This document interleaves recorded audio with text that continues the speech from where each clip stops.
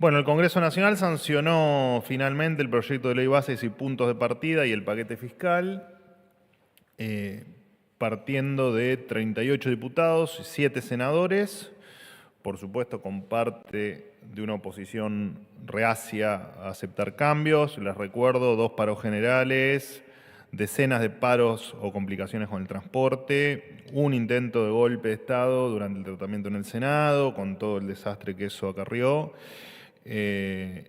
Finalmente, los argentinos contamos con, a pesar de todo, con la propuesta legislativa más ambiciosa de las últimas al menos 4 décadas.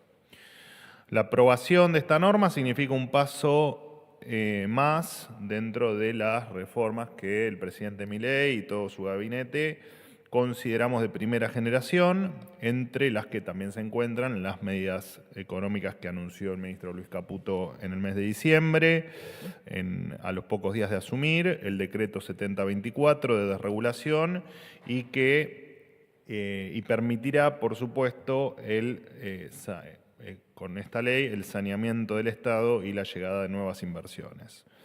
En este sentido, es nuevamente un buen momento para destacar la labor patriótica de muchos legisladores que actuaron con responsabilidad para honrar el mandato de los argentinos, aquel mandato que por supuesto hicieron a través de su voto en las urnas, y que decidieron además volver a colocar a la Argentina dentro de la senda del crecimiento.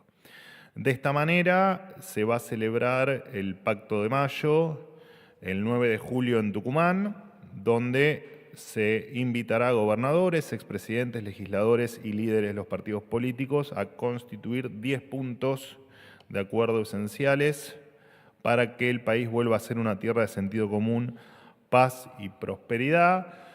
Alguna aclaración adicional, más allá de que después les voy a pasar la agenda, el 8 haremos allí en Tucumán la vigilia y después de las 12 de la noche, por supuesto, luego de entonar las estrofas del himno nacional argentino, se firmará el Pacto de Mayo con los gobernadores y además el presidente Milei ofrecerá unas palabras. Repito, después vamos a dar la agenda completa, pero para que sepan que efectivamente el 8 de julio por la noche vamos a estar viajando todo el gabinete a Tucumán. Por último, queremos expresar el más absoluto repudio a las agresiones que una patota piquetera le propinó a Mariano Pérez, periodista del medio Breakpoint, creo que está ahí Mariano, ha pasado, hoy recordaba la agresión que había sufrido en su momento Manu Jove y bueno, tantos otros que sufren este tipo de embates cada vez que tratan de mostrar una realidad que por alguna razón muchos no quieren que muestren. Así que bueno, ya que estás acá, por supuesto que repudiamos lo que te pasó y apelamos a que nunca más vuelva a pasar, ni con vos ni con nadie. No es la primera vez que, por supuesto, como decía recién, aquellos que dicen defender a los trabajadores y estar en contra del odio y no sé cuántas pavadas más, actúan con violencia y no dejan a los periodistas ejercer su labor. Contarles también, ahora a las 12 del mediodía, la ministra de Seguridad Patricia Bullrich y el ministro de Justicia Mariano Cuño Libarona van a anunciar el envío de un proyecto de ley al Congreso para bajar la edad de imputabilidad desde los 16 hasta los 13 años. El año pasado se cometieron 2.197 delitos cometidos por personas menores de edad y por supuesto siempre fue una postura de este gobierno e incluso antes de asumir e incluso antes de embarcarnos en la aventura de las elecciones. Si los menores pueden tomar decisiones como adultos, es razonable que también paguen las consecuencias de la gravedad de sus hechos también como adultos, ¿no? Como puede ser robar o asesinar a una persona. Solo a modo comparativo, en otros países de la región, Bolivia, Chile, Colombia, Paraguay y Perú, la edad de imputabilidad es a los 14 años, en Brasil a los 12. También es, seguir adaptándonos a los tiempos que corren. De esta manera, por ejemplo, solo también para ponerle relevancia al proyecto de ley, van a tener justicia crímenes, por ejemplo, como el de Bruno Busanich, que para quienes no lo recuerdan, es el playero asesinado en Rosario el pasado 10 de marzo por un sicario de 15 años de edad, claramente un sicario que comprendía perfectamente la atrocidad de lo que estaba haciendo. El gobierno del presidente Milei, por supuesto, instaló un cambio de paradigma en materia económica, pero también en materia de seguridad, delito de adulto, pena de adulto. Los argentinos esperan que los diputados y senadores se pongan del lado de las víctimas y no de los delincuentes. Así que, repito, 12 horas, la ministra Bullrich y el ministro Cunio Libarona van a estar anunciando esto. Por último, y me queda un tema más de agenda, pero bueno, por último, desde el mes de julio, los argentinos podrán participar en la subasta de 8 inmuebles decomisados en causas de narcotráfico, corrupción y trata de personas. Por ejemplo, hay 3 de estos 8 inmuebles que corresponden a la famosa causa Cuadernos, en la que se investigó al ex secretario privado y ex asesor presidencial de Néstor y Cristina Kirchner, Daniel Muñoz, por el entramado de coimas y corrupción en la obra pública, bueno, tema conocido por supuesto por ustedes, conocido e investigado por algunos de ustedes también. Así que bueno, están todos invitados a pujar. El presidente Milei vino a hacer la verdadera distribución de la riqueza, que no es la que nos quisieron vender durante tantos años, sino que la verdadera distribución de la riqueza es que cada uno tenga lo que le corresponda, de acuerdo a su esfuerzo y sacrificio, y la plata de la corrupción que vuelve a la gente, ¿no? Porque no es plata del corrupto, sino que es plata de la gente y que se le sacó del bolsillo a cada uno de los argentinos. Y el último tema de agenda, el próximo 4 de julio vamos a estar junto al presidente de la Nación, la licenciada Sandra Petovelo, la ministra de Capital Humano y el secretario de Educación y demás funcionarios nacionales en la provincia de San Juan, anunciando el Plan Nacional de Alfabetización, tema por demás relevante, porque más allá de las implicancias que va a tener en materia educativa para el futuro de los argentinos, es un tema en el que nos hemos puesto de acuerdo con los 24 representantes de la educación de cada una de las provincias y de la Ciudad de Buenos Aires, así que es un tema extremadamente relevante. Entiendo que esto después también les actualizaremos la agenda definitiva, será en torno a las 10:30 de la mañana. Y por último, darles la bienvenida, que después vamos a charlar un rato, con los estudiantes de la licenciatura de Ciencias de la Comunicación y Escritura Creativa de la Universidad de la Marina Mercante, que nos acompañan hoy, como siempre agradeciendo a la sala y a los periodistas por permitirme o por permitirles a ellos estar acá y hacer preguntas. Buen día, He terminado. Manuel. ¿Cómo andás? ¿Qué tal? Cecilia Camarano para Ámbito. Quería preguntarte sobre declaraciones que hizo el presidente esta mañana en una entrevista. Habló de una segunda etapa de gestión y dijo que se viene el cambio de régimen monetario. Quería preguntarte si tenías detalles acerca de esto, en qué consiste y cuándo puntualmente, ¿no?, se viene este cambio de régimen. Y en segundo lugar, si me permitís, el próximo 30 de junio vencen miles de contratos de trabajadores estatales. Los gremios estiman cerca de 50.000 o 60.000 puestos de trabajo en juego, siendo el último día hábil del mes, si ya hay estimaciones de cuántas contrataciones se van a renovar o no. Muchas gracias. No, todavía no está el número definitivo. Por lo tanto, no te puedo ni confirmar ni desmentir. Entiendo que esa cifra es incorrecta. Tal vez a lo que se quisieron referir es a lo que siempre dijimos, que había un universo en torno a los 70.000 contratos que estaban en permanente revisión. De esos 70.000 contratos había, entiendo que contabilizado cerca de 23.000 que habían sido dado de baja y que el resto seguía en revisión permanente. El 30 de junio, digamos, será otra barrida y otra limpieza que se le dé a ese universo. De todas maneras, los que continúen vigentes también será por un tiempo determinado y se seguirá evaluando cada uno de los casos, ya que lo estamos haciendo de una manera absolutamente quirúrgica para no cometer ningún tipo de error y para, por supuesto, que el objetivo acá no es que nadie se quede sin trabajo, sino efectivamente que se queden trabajando los que efectivamente tienen una función válida, útil y que agregue valor. Y los que no, o los que no tengan funciones, no tienen por qué quitarle un solo peso del bolsillo al contribuyente. Con respecto al cambio de régimen monetario, bueno, es parte de nuestra segunda etapa, digamos, o de lo que claramente está dentro del conjunto de cuestiones que íbamos a empezar a hacer después de la aprobación de la ley bases. Por supuesto que la ley bases todavía tiene su promulgación por delante, su reglamentación por delante y todo lo que implica la sanción de una ley de tamaño y envergadura como esta.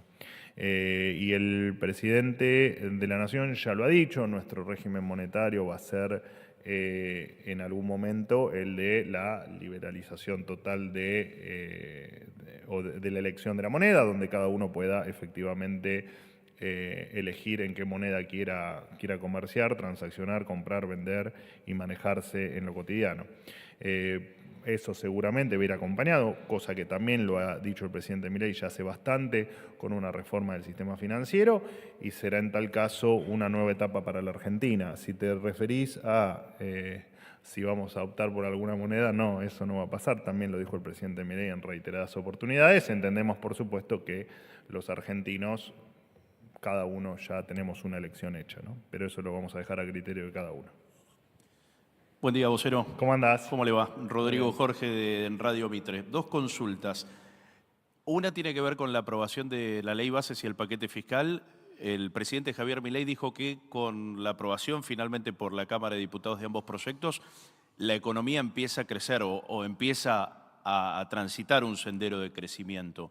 ¿Cuál es específicamente el sendero de crecimiento que analizan desde el gobierno, habida cuenta todavía de una economía que, si bien transita un panorama de mayor quietud de inflación, los sueldos son bajos? De hecho, el nuevo piso de ganancias abarca a pocos trabajadores. Entiendo que el número total del país son 800.000, pero hay provincias que incluso no llegan. Son poquísimos los trabajadores que están incluidos. ¿Cómo, cuándo y de qué modo va a ser ese crecimiento que están vislumbrando, están viendo a partir de la aprobación de las leyes?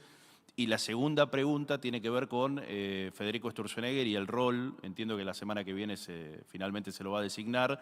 ¿Cuál va a ser la competencia concreta que le van a dar a Sturzenegger, más allá de lo que indicó el presidente, que es encargado de las reformas de gobierno?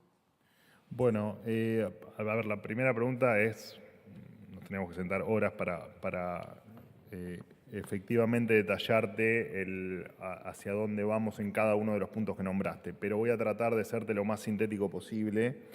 Nosotros en algunos sectores ya estábamos viendo, lo he dicho acá también en las últimas semanas en más de una oportunidad, algunos sectores donde vemos que la caída no fue tan abrupta como se esperaba claramente, y en otros donde la caída fue más abrupta estamos viendo algún síntoma de recuperación, lo cual nos indicó, o nos indica, o nos está indicando que ese punto más bajo de la famosa y querida B, cuestionada por muchos, efectivamente está quedando atrás. Por supuesto que el haber aprobado la ley, nosotros siempre dijimos, la ley, independientemente de los cambios que se produjeron dentro del texto, desde la ley original hasta hoy, iba a ser un acelerador. Por supuesto, después íbamos a ver qué tan profundo era en virtud de lo que se termina aprobando. Así lo seguimos entendiendo. Efectivamente va a ser un acelerador por varias razones. Primero, porque da muestras de que parte de la política entiende el momento que estamos atravesando, porque claramente dentro de la ley hay un montón de cuestiones que hacen a nuestro gobierno, a nuestra filosofía y a lo que queremos para la Argentina. Después, por cuestiones puntuales, digo, por supuesto que el régimen de inversiones es, si se quiere, una de las muestras más claras que necesitamos incentivar la inversión. Nosotros sabemos que, y acá me meto puntualmente en lo que hablaste de los salarios, entendemos que siempre lo dijimos, en Argentina los salarios son miserables, salarios, jubilaciones, digo, Argentina está empobrecida, no en un sector, Argentina está empobrecida en todos los sectores, en los salarios claramente un salario de 300, 400 dólares es un salario miserable y que no es, por supuesto, los que alcanzan ganancias. Después voy a la segunda parte de tu primera pregunta. Y entendemos que la muestra de que podemos gobernar, la muestra de que sabemos hacer las cosas y la muestra de que el camino hacia donde vamos está transitando, y efectivamente pretendemos que ocurran algunas cuestiones. Una es, por supuesto, la inversión. No nos olvidemos que hoy el Banco Central dejó de ser una aspiradora de dinero, lo que implica que el crédito disponible, no solo que está aumentando, lo ves en los créditos hipotecarios, pero también lo ves en el resto de la cartera de créditos, efectivamente va a ser un impulso para el sector privado, que es en nuestro último, digamos, o el gran desafío, o hacia dónde va todo esto, es efectivamente a que el sector privado se pueda desarrollar. Así que confiamos en la inversión, confiamos en la educación, nosotros sabemos, y apelamos por supuesto a instituciones sólidas, nosotros sabemos que esto tiene básicamente tres pilares o tres grandes desafíos, que es la educación, que es la inversión y que es efectivamente tener instituciones sólidas. O sea, para que la gente que nos está escuchando entienda o comprenda en un ejemplo simple, necesitamos el que aporte el martillo, el que lo sepa usar, y en tal caso una institución que permita o que haga que nadie te robe el martillo, y instituciones que defiendan tu trabajo y que hagan que puedas trabajar. Así que en esa línea es todo lo que vas a ver a partir de ahora en términos de gestión, va a ir en línea con que eso así ocurra, porque es la única manera de crecer, de mejorar salarios, de mejorar jubilaciones y de poder seguir avanzando. No hay otra manera. Sin inversión, sin educación y sin instituciones, no hay manera de que la realidad argentina pueda cambiar mucho más. Así que en el corto plazo no ven una mejora real del salario en el corto plazo. Habida cuenta, las inversiones siempre son a largo plazo. La mejora del salario en términos reales y en términos de la evolución versus la inflación, digamos que se entiendo a lo que apunta tu pregunta, ya lo estamos viendo, por supuesto que con salarios reprimidos y con salarios, como te los describí al principio, miserables, porque por supuesto venimos de un infierno de llamas muy altas, las cuales estamos tratando de apagar. Y sí, por supuesto que estamos viendo, bueno, agarra los datos oficiales, digamos, incluso te muestran que empieza a haber una mejora en el salario, y que la vas a seguir viendo, ¿no? Porque la inflación sigue a la baja y por supuesto que no, los datos no los tenemos, pero al ser un tema monetario, el tema inflacionario, mal que le pese a muchos, y a ese problema monetario estamos en camino a terminar de resolverlo, implica que indefectiblemente la inflación tiene su certificado de función firmado.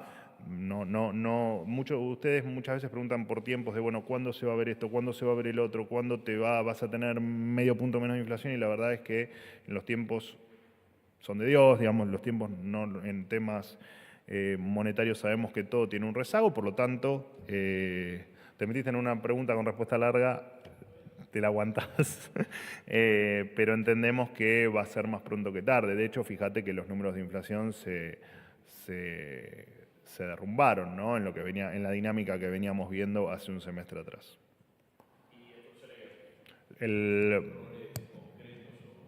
No está definido ni el nombre del ministerio. Sí, lo que te puedo decir es que, obviamente, yo ya lo dije, va a estar encargado de la aceleración y la puesta en marcha de todo lo que quede en materia de desregulación y limpieza burocrática, porque la Argentina en materia burocrática y de regulación es un desastre. El tema de las competencias específicas todavía no las tenemos definidas, se están terminando de definir y el nombre de la cartera también está por definirse. ¿Qué tal, Manuel? Hola, Fabián. Buenos días. Fabián Wallman para FM La Patriada. Preguntarte en primer lugar, el presidente reiteró hoy en la entrevista que concedió de 50 minutos que va a considerar y va a proponer una ley al Congreso que se considere ley de delito de lesa humanidad la emisión monetaria. En ese sentido, quería preguntarte que las leyes ya existentes de lesa humanidad, entre otras cosas, hablan de la desaparición de personas y la investigación sobre los niños secuestrados y que aún esas personas con más de casi 50 años no conocen su identidad real. Si es verdad que la CONADI va a dejar efectivamente de existir o cumplir la tarea que viene realizando específicamente con las denuncias de familiares o de personas que buscan recuperar a sus nietos. Y por otro lado, preguntarte, acabas de mencionar nuevamente que hubo un intento de golpe de Estado durante la sesión del Senado. ¿Cómo evalúan comparativamente con lo sucedido en Bolivia, si creen que es del mismo tenor? Y al respecto, plantearte que el presidente sobre este tema solo lo que hizo fue darle un retweet a un posteo de Javier Lanari en el que decía: tomen nota, golpistas, los del exterior y los históricos de cabotaje. Esas dos, y si me permitís una tercera que tiene que ver con, por supuesto, lo que le sucedió ayer aquí a Mariano Pérez. Eso ha venido sucediendo con miembros de la Fuerza de Seguridad que atacaron a compañeros, periodistas, fotógrafos, y no escuché nunca una palabra de tu parte pidiendo algún tipo de disculpas a aquellos fotógrafos baleados, ni en el mismo sentido, o periodistas gaseados, y en el mismo sentido del Ministerio de Seguridad. Una reflexión acerca de eso. Gracias. Bueno, arranco por el final entonces. Cualquier acto de violencia es repudiable. De hecho, yo he visto un video tuyo que habías aspirado gas pimienta y estabas sentado lagrimeando. Y por supuesto que es una imagen desoladora, más vos que te veo día por medio, digamos, por lo menos día por medio. Y por supuesto que estar en el medio de episodios como fueron, o tantos otros, digo, pero como fue el último en el Senado, bueno, entiendo que claramente tiene ese tipo de cuestiones donde delincuentes se enfrentan con la policía y obviamente que es lastimoso, pero el periodismo, claramente, el periodismo de calle corre un riesgo que por supuesto no debería correr. Digamos, eso es una obviedad. Disculpame, no me refería a eso específicamente. No, me refería a periodistas que son baleados por la Fuerza de Seguridad, a fotógrafos que le tiran una bala en el medio de la frente. Por eso. Déjame terminar. No, por favor. Estás siempre disculpado, vos lo sabés muy bien. Por lo tanto, para mí no tiene comparación lo que le pasa al periodismo en virtud de su trabajo. Sí, a quien le incendiaron el auto, por ejemplo, ¿no? Por supuesto, o a quienes son agredidos por delincuentes. Pero bueno, obviamente que, de hecho, la verdad es que no me ha pasado de escuchar denuncias contra las fuerzas con respecto a eso. Pero bueno, por algo será, no sé, digo. De todas maneras, ya te digo, lo que hay que luchar es contra la violencia y no contra la violencia contra un sector. De hecho, me parece que sos tan periodista vos como Mariano. Bueno, no sé si los dos son periodistas, pero ¿vos sos periodista? ¿Sí? ¿Vos sos periodista? Yo entiendo que sí. Bueno, creo entonces, que tenemos distintos si vos sos igual a él, no veo el porqué de la discriminación. Te tomo la pregunta, pero no hay que discriminar. Me parece que haya sido agredido, e incluso creo que intentaron robarte el celular, al menos eso parece en el video, es desagradable y lo que tendrías que hacer es repudiarlo de Mariano en vez de andar cuestionando otras cosas. Me parece a mí, es mi opinión, como es la tuya. De todas maneras, te repito, ver periodistas aspirando gas o en una situación de un enfrentamiento es lastimoso, por supuesto. Digamos, eso no te lo voy a negar. Con respecto a esta cuestión de comparar lo que pasó en el Senado con lo que pasó en Bolivia, nosotros cuando ocurren cuestiones en la Argentina,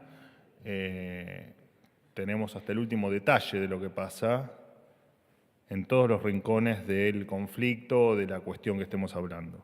Cuando uno habla de cuestiones internacionales, toma otros recaudos y se toma otros tiempos para analizar toda la información que uno va recibiendo. Por lo tanto, no son comparables en términos de cómo uno se expresa.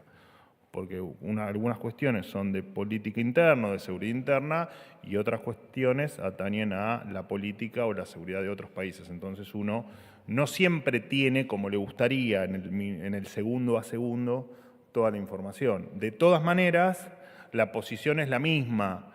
Los gobiernos se cambian en las urnas. No hay otra manera de cambiar un gobierno. Así entendemos nosotros el Estado de Derecho, así entendemos nosotros la democracia y así entendemos nosotros un país republicano, ¿no? Como puede ser la Argentina. Por lo tanto, en ese sentido, sí, efectivamente entendemos que sí, es comparable, que vamos a estar en contra siempre de que un gobierno se vaya, un gobierno democrático no se cambie de otra forma que no sea a través de las urnas, ¿no? ¿Podés especificar que habla el presidente de los golpistas de adentro y de afuera, haciendo referencia al tuit de Lanari? No, la verdad es que no lo leí el tuit, pero digamos, te tomo digamos la referencia que haces al tuit, y lo cierto es que entiendo que en estos conflictos efectivamente uno analiza incluso que las cuestiones sean internas o que sean externas, digamos. O sea, el análisis es completo y entiendo que fue a lo que se refirió el presidente, pero no me parece que sea nada diferente a lo que pueda decir cualquier otro mandatario, cualquier otro funcionario de cualquier país normal, digamos. No sé qué, no le encuentro ninguna rareza. Si podés especificar quiénes serían los golpistas de adentro y los golpistas de afuera. No, pero por eso entiendo que se refirió en términos genéricos, que muchas veces ocurren en estas situaciones confusas, violentas y que atentan contra el Estado de Derecho, que se analizan todas las posibilidades o todas las hipótesis. Se refirió solamente a eso. ¿Me habías hecho otra pregunta? Sí, sobre la CONADI.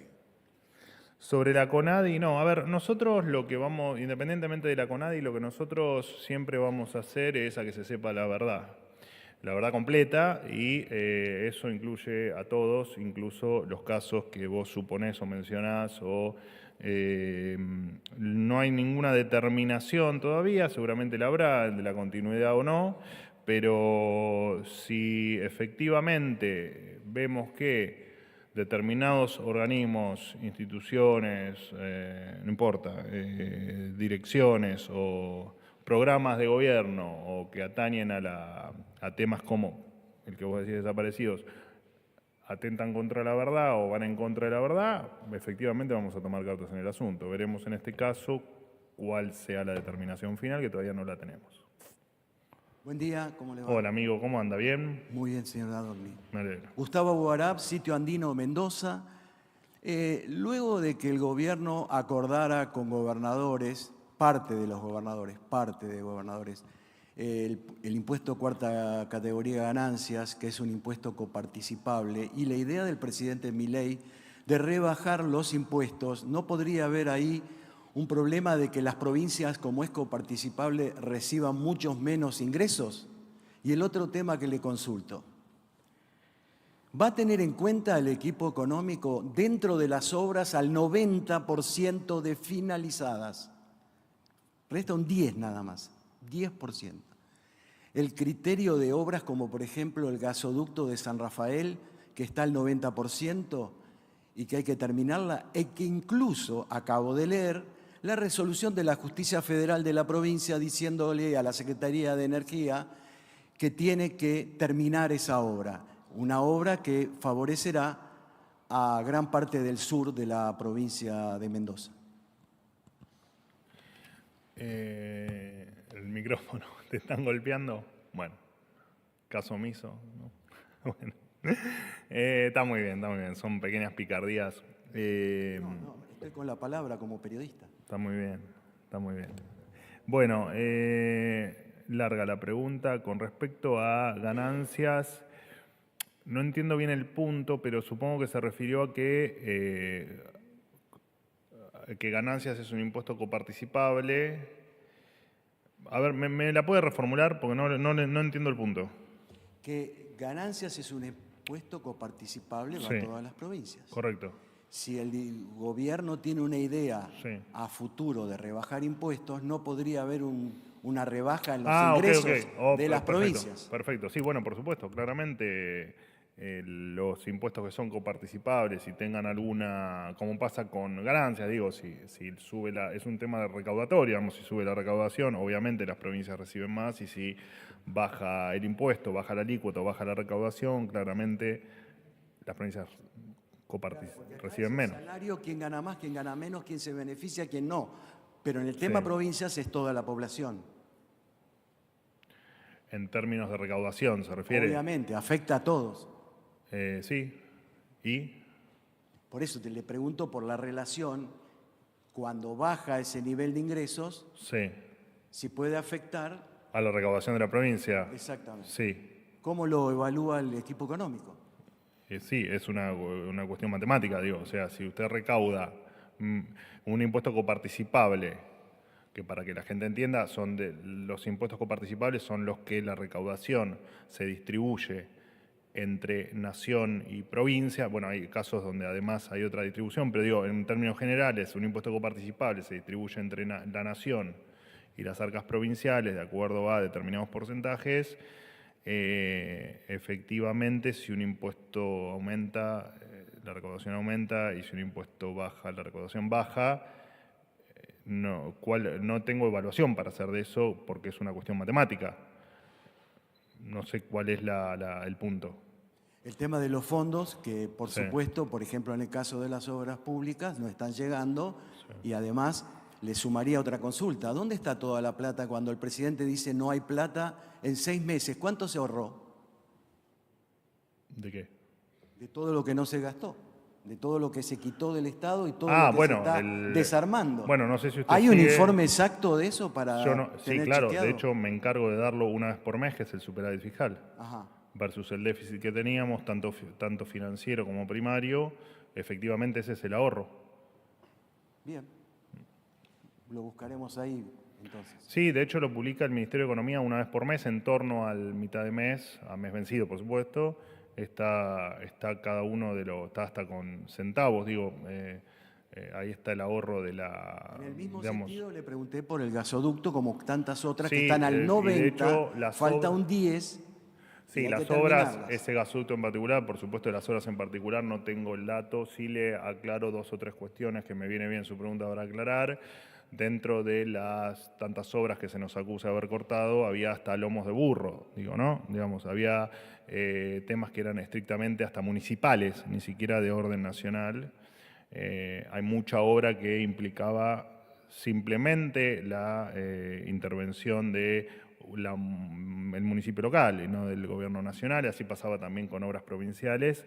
Toda obra esencial o que tenía algún riesgo en su interrupción, que se pierda valor, se continúa, y otras obras se están negociando, se están intentando llegar a una negociación y a un acuerdo de determinadas obras. No tengo el listado, pero por supuesto que lo podemos armar y pasárselo.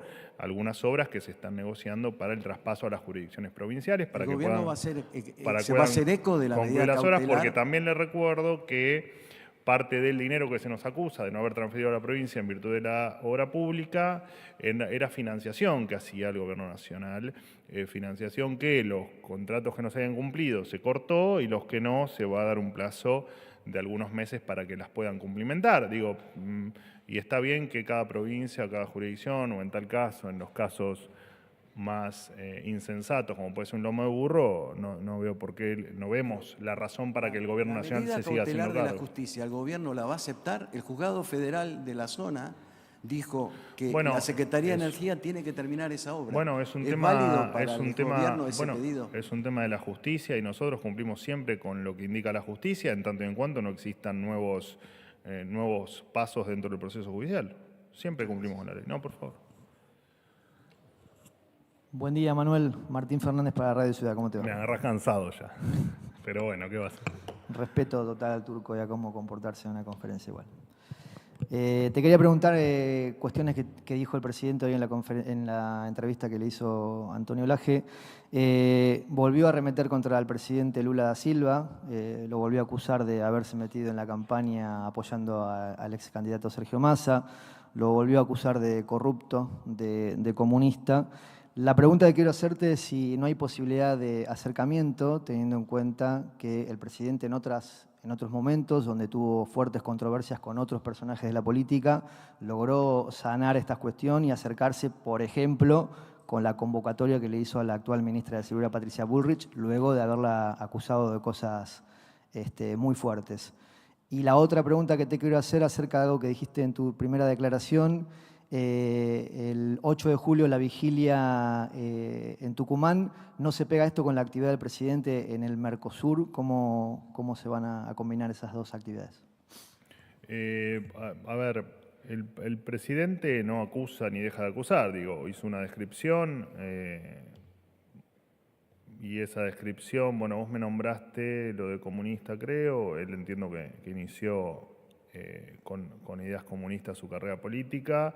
Entiendo también que también lo acusó de, o según tu definición, digamos, lo acusó de, qué sé yo, fue más una descripción que una acusación y el tema de que intervino o que apoyó a Massa es cierto, digamos, hay videos, audios, digamos, no hay mucho para no que lo acusa, digamos, simplemente describe una situación en la que, o formas de comportarse en la que nosotros no estamos de acuerdo. Y esto ha ocurrido en otras oportunidades. Para nosotros, repito, la relación entre los pueblos está por sobre cualquier cosa. Y la descripción que pueda hacer el presidente Milei con respecto a su par no deja de ser eso y no va a interferir jamás en la relación. De hecho, bueno, ha pasado, yo ahora no recuerdo bien, pero por ejemplo hay otros casos, tal vez más relevantes, pero con el conflicto que hubo con el pago de una carga de gas, trabajamos mancomunadamente y digamos, nuestra relación diplomática y comercial es cada vez mejor. La verdad es que no creo que pueda inferir tampoco en cuestiones de la coyuntura entre países, digamos, o de la relación entre países. Y con respecto a si puede haber un acercamiento, la verdad es que no lo sabemos. Es difícil saberlo, qué va a ocurrir en el futuro con la relación personal entre ellos. Y con respecto al Mercosur, por ahora me hacen adelantar un poco la agenda, pero efectivamente cabe la posibilidad de que se traslade directamente desde el Mercosur hasta Tucumán, pero la verdad es que no está definido todavía.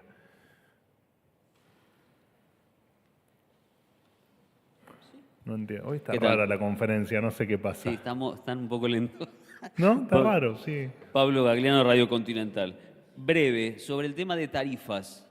En julio, tarifas energéticas. Porque estabas secto vos, quedabas Exacto. afuera. Está Pero bien, bueno, agarraste el micrófono, está bien. Tarifas energéticas, creo que quiero que se dé la confirmación si quedan o no congeladas por los aumentos que ya hubo. Y el tema de naftas, si ya está lista la resolución para el tema del congelamiento del impuesto a los combustibles, para que no suba la nafta.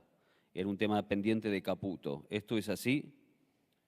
Bueno, el tema del aumento de la actualización trimestral del impuesto a los combustibles es un tema de ley. Si va a haber, entiendo que no va a haber ningún cambio en eso, pero la verdad es que si lo hay, obviamente se dará en el día de hoy, que es el último día hábil, pero por ahora no hay ninguna novedad con respecto a eso. Y con respecto a las tarifas, bueno, lo dijimos en otras oportunidades, en tanto y en cuanto los números fiscales nos acompañen, nos van a permitir tomar algunas decisiones en virtud de evitar impacto en el bolsillo de la gente. Así que efectivamente es probable que eso ocurra, sí. Hola, ¿qué tal? Hola. Re cansado me agarraron. Sí. Sara Álvarez de la Universidad de la Marina Mercante, gracias por... ¿Cómo andás? Bienvenida. Gracias, qué día. En la universidad estamos trabajando en un observatorio de opinión pública con respecto a la inteligencia artificial en el primer cuatrimestre y vamos a tener el resultado dentro de poco. Quería preguntarle cuáles son los objetivos principales de la nueva ley Bases en relación con la inteligencia artificial y cómo se espera que apuntale el desarrollo y la regulación en este campo. Bueno, nosotros tenemos, digamos, nosotros el camino del gobierno se divide en varias etapas. Una etapa, o una parte de esas etapas es un tema coyuntural, digo, arreglar la macroeconomía, empezar a tener crecimiento, como lo estamos empezando a ver ahora, y efectivamente hacer cambios en materia laboral, en materia previsional y en materia impositiva, porque efectivamente, bueno, un futuro colega de ustedes recién me preguntaba por las arcas, el impacto y los impuestos, etcétera, y efectivamente nosotros vamos, si se quiere, en el final de estos cambios más estructurales, terminar con una reforma del sistema impositivo. Entendemos que el país que pensamos va más allá de los cambios estructurales y va también a pensar un país de acá a la eternidad, digamos, ¿no? Un proyecto de país de qué queremos, cómo nos vemos dentro de 10 años, cómo nos vemos dentro de 20, cómo nos vemos dentro de medio siglo hacia adelante. Y el presidente Milei, mucho antes de asumir, por supuesto que hoy la inteligencia artificial es parte de todos nosotros porque, a diferencia de hace algunos meses atrás, hoy todos podemos acceder a la inteligencia artificial de una u otra manera, algunos preguntándole al ChatGPT y otros tal vez de una manera mucho más profesional y elevada o científica que esa. Por eso es que el presidente tomó la decisión en su momento de conformar su consejo de asesores con determinadas personas de las que solo pretenden que le hable de futuro. Y el jefe de ese equipo de asesores es el doctor Reidel, que efectivamente es un entendido en inteligencia artificial.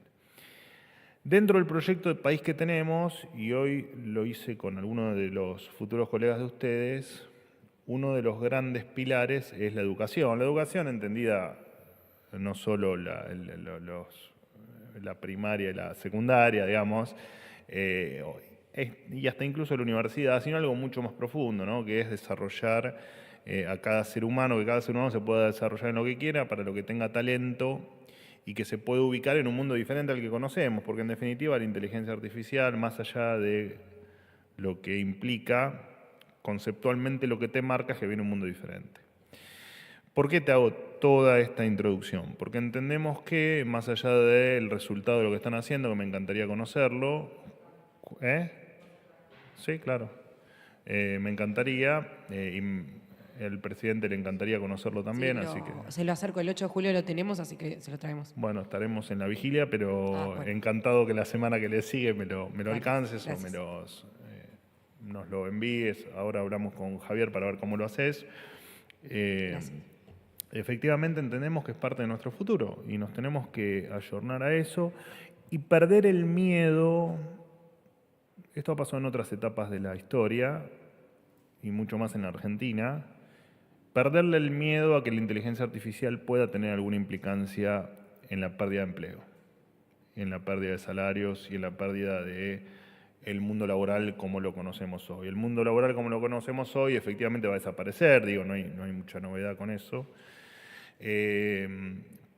Pero siempre ante los cambios somos muy reacios a dar esos pasos porque efectivamente tenemos miedo a que la vida cambie o a que nuestros trabajos ya no sean los que son y probablemente yo incluso pueda ser reemplazado por la inteligencia artificial y no sea más necesario mi lugar.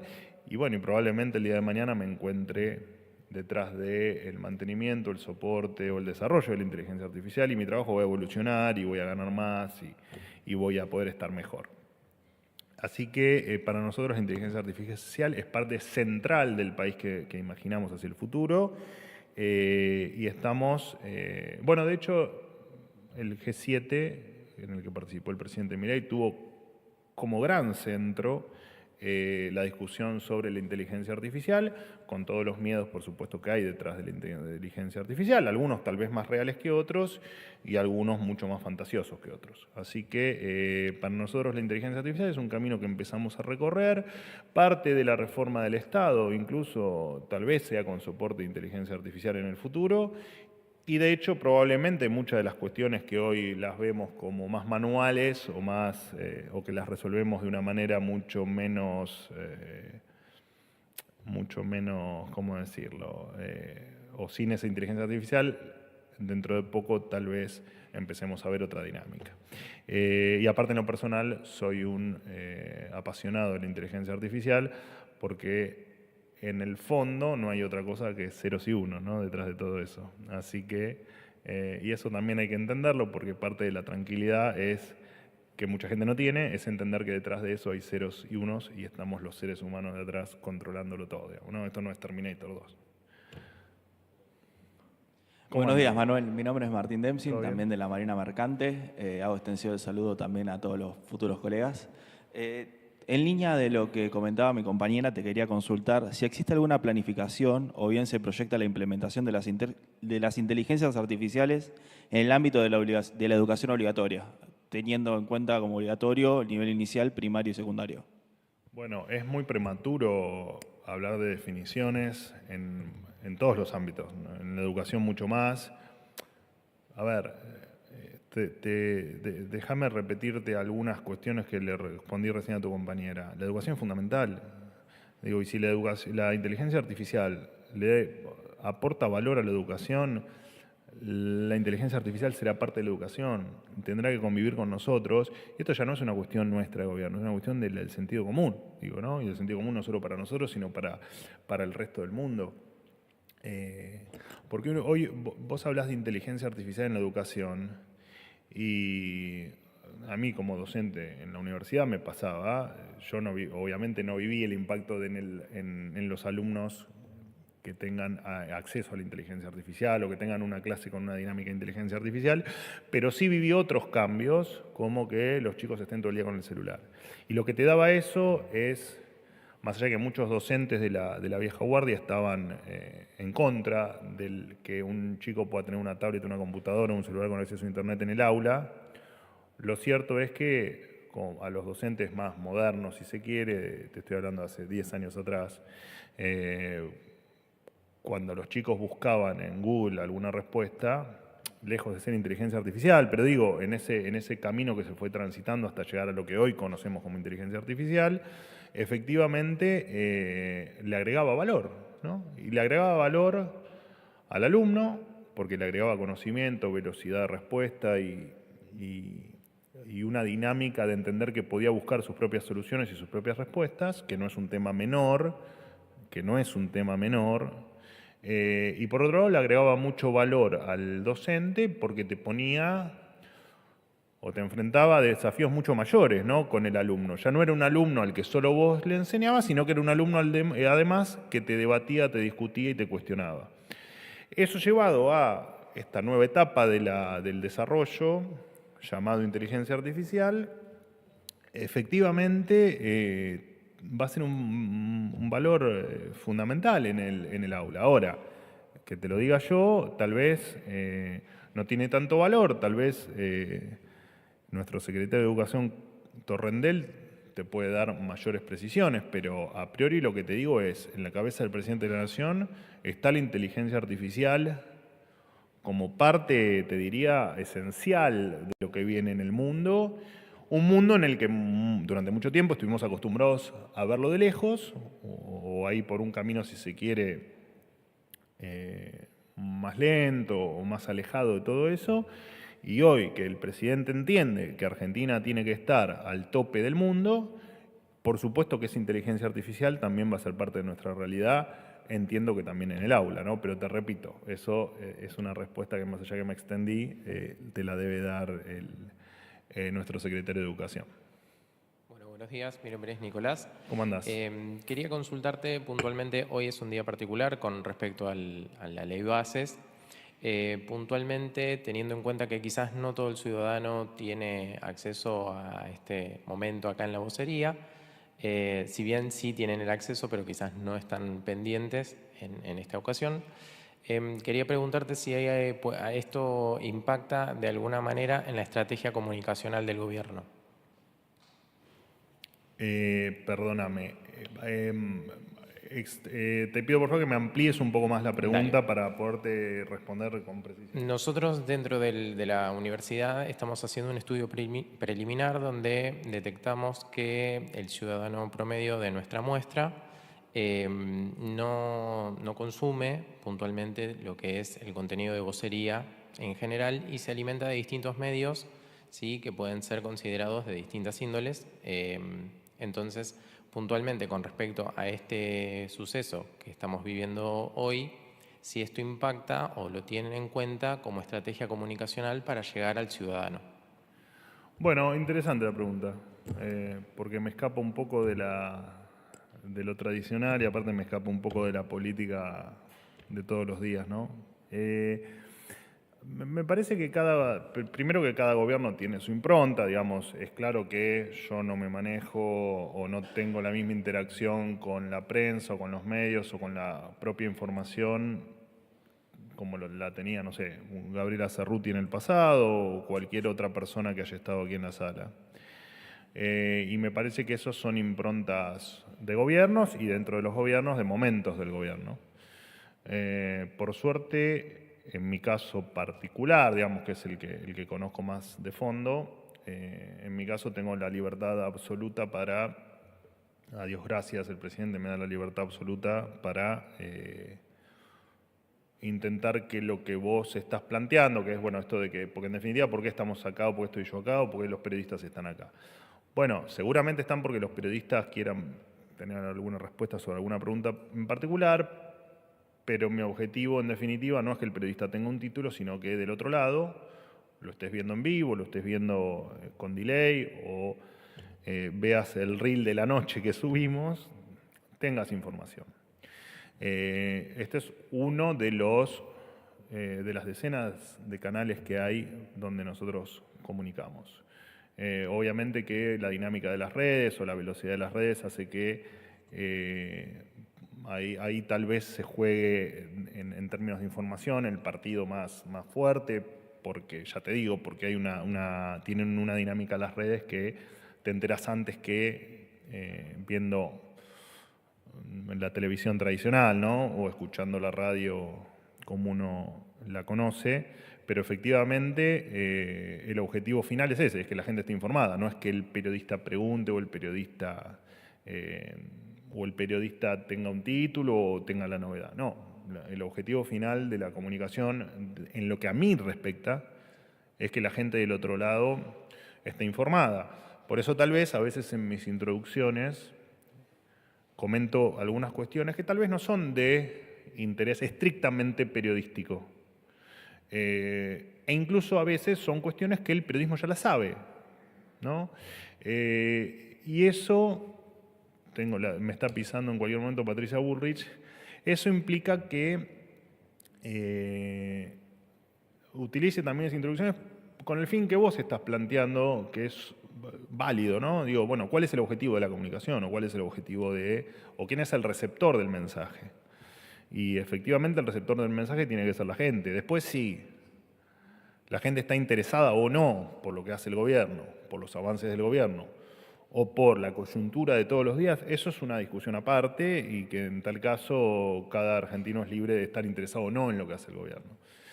Incluso a vos te habrá pasado, o a cada uno de ustedes, por momentos estás más interesado en lo que hace un gobierno, por momentos estás menos interesado y por momentos ni siquiera te interesa escuchar a los principales funcionarios. Bueno, porque efectivamente cada uno tiene diferentes intereses. Pero siempre el objetivo que se busca desde el gobierno es que la gente esté informada. Todo lo demás es secundario, porque digamos, los que tienen que estar informados, los que realmente tienen que tener la información de lo que pasa, es la gente. E incluso por eso el presidente tantas veces se ha molestado con alguna información periodística que es falsa o que es mentirosa. No necesariamente por la información, sino porque eso genera que del otro lado el ciudadano no esté informado. E incluso tal vez no por esa publicación puntual, sino por lo que puede generar una seguidilla de mentiras que puede derivar en información que la gente la recibe de manera incorrecta. Así que para nosotros es fundamental la comunicación, fundamental la verdad y fundamental que del otro lado llegue de la forma más clara posible. Ustedes, que son aquellos que entienden muchísimo más de comunicación que yo, serán los encargados de dictaminar si eso efectivamente se hace bien, mal o de manera regular o que hay que mejorar o que no. Pero efectivamente todo lo que hacemos es en virtud de que la gente, el ciudadano, esté informado y que tenga toda la información que creemos que es más relevante. El Estado es muy amplio y con millones de cuestiones que ocurren y se actualizan todos los días.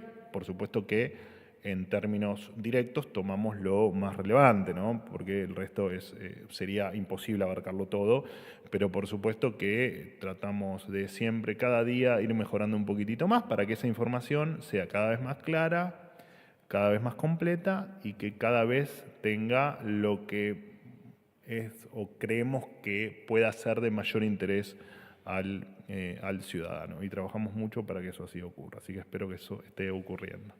Chicos, muchísimas gracias. Tengo que cortar porque me está por salir al aire Patricia Burrich. Muchas gracias.